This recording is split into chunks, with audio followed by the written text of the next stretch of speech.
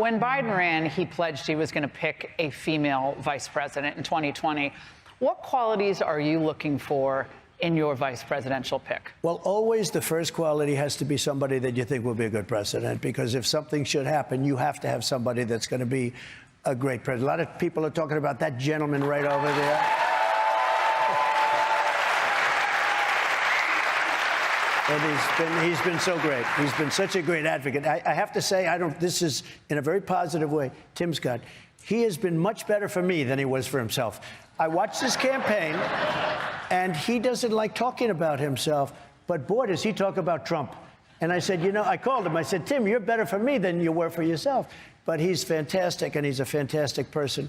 Someone who can step into the role. Most importantly, you have to view that. The audience has been asked who they think would be a good choice, and various names came up.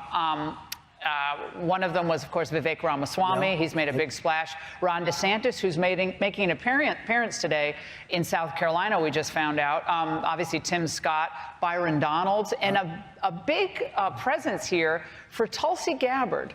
Very interesting. And Kristi Noem as well, I should say. Right. Are they all on your short list? And when can we expect that you will announce your choice? The one thing that always surprises me is that the VP choice has absolutely no impact. It's whoever the president is. It just seems.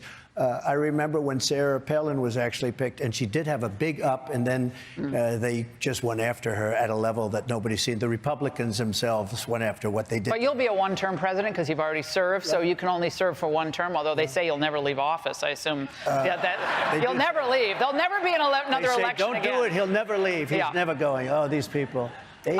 So for that reason, it is important who you pick. So I think it's very important. But look, first is that, as we said, it has to do with whoever is, it's a very important position for that reason. You would like to get somebody that could help you from the voter standpoint. And honestly, all of those people are good. They're all good. They're all solid. And I always say, I want people with common sense, because there's so many things happening in this country that don't make sense. Who wants an open border? Who wants high interest rates? Who wants all electric vehicles? And they're fine, but you want to have choice. You want to go to combustion. You want to go to any hybrid. I think the hybrid are much better from that standpoint. But we were talking about faucets. We're talking about machines. We're talking about so much. It's all based on common sense. We want a strong military. We want choice in education. We want to have things that can really make our country great again. What we're doing with the open border is a disaster. We are destroying our country. We're going to change that fast, and we're going to get your energy prices down. Mr. President, thank you so much for this.